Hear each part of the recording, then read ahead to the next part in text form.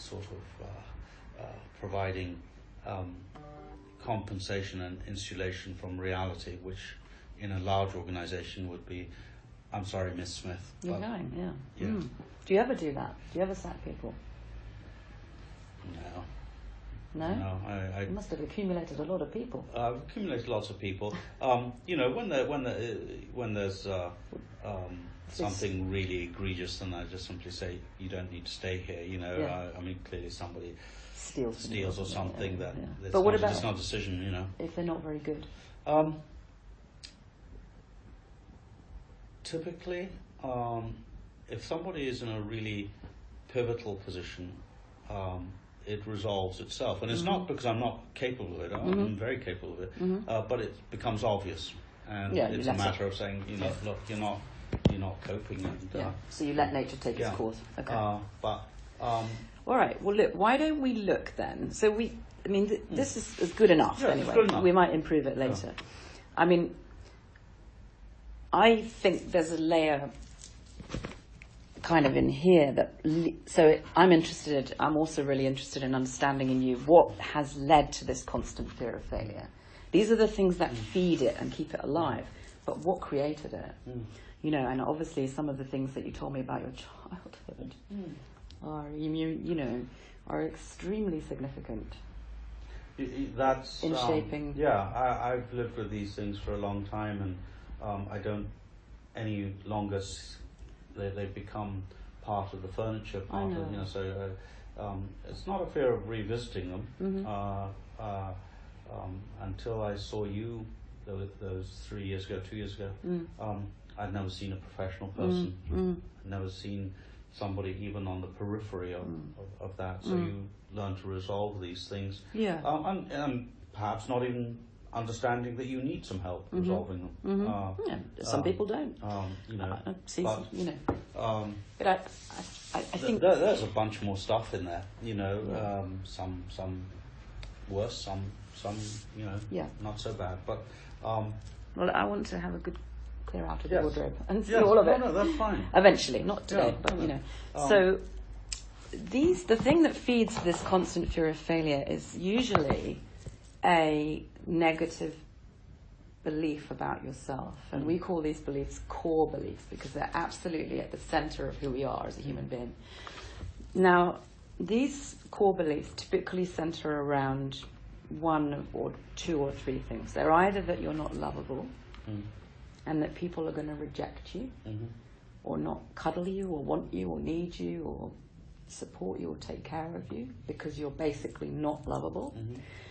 Or they come down to something like that you're not a good person. You're somebody that, and I don't mean bad in an exciting way. I mean bad as in you're not a good person. And then the third one it comes down to is that you're just not that bright. You're not that competent. So normally people's core beliefs. So nothing good, really.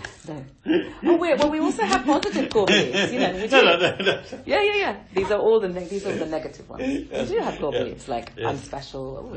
I see narcissists that have the I am special. I'm fantastic. So I want you to just maybe I'll plant that seed, and maybe you can come back next time and tell me what are your core beliefs, or we also call them bottom lines.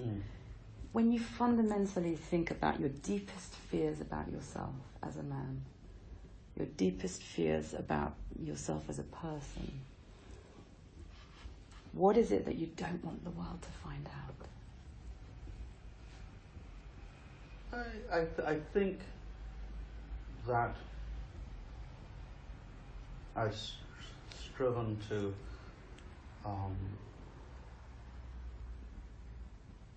preserve my privacy because, not for the sake of just privacy and mystery, but that I sometimes get to things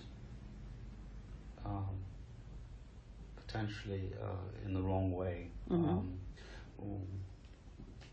Getting into Oxford, it was bulldozer. It wasn't fleetness of foot. It was a determination.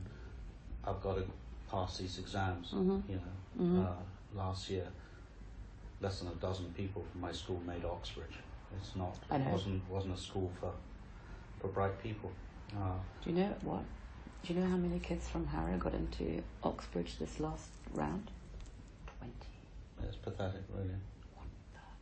Yeah, it's pathetic. Well, the whole system's gone completely. Yeah. And they've had 30, 40 years to recognise that this is not good enough and put in place. That's a whole generation of students just by the time. So there was immense satisfaction in proving that I could single-handedly overcome the ineptitude of a system. For the record, I think that I'm decently bright, but not necessarily academically inclined. Something to do with, in those days, things I told you about, what was going on in the background, and things like that, where I could have built on a reasonably nimble brain. I could have built onto that the joy of learning, which I certainly have had in my life at more than one juncture. I think the circumstances of my life has meant that I've been unable to remain constant in certain things. Constant change is occurring, and therefore to be able to have the luxury of saying, that's what I want. You know, I don't know when you decided that you wanted to be a psychiatrist or a medical doctor or what have you, when you wanted to get married, when you wanted to have your children, whatever it is. I always I imagine that all of humanity has more assuredness about those decisions than I do. No, I've got this to do. It's too late. Monday I'm doing this. So would one of your core beliefs be something like, I'm not sure of myself? Yes. Yeah? Yes. Okay. Uncertainty of oneself. And as a consequence, planning not for one outcome or two outcomes. So not a plan A or plan B, but as a cascade. Yeah. And which of course leads to that and that. And a diminution of resources. Yeah. You know, and literally a lot of different alternatives. How can you reconcile 5 alternative processes and it's very energy intensive and give them all some meaning that they can actually be viable alternatives? They can't. No. So, okay. What about the unlovable piece? Where do you sit with that? I can't show you now because it's too. Well, I can.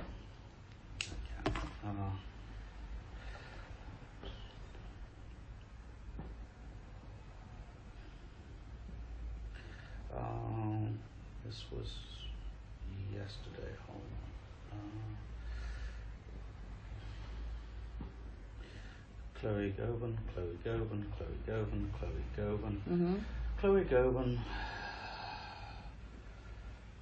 and loads, which probably 30 or 40. This is someone that has stalked me.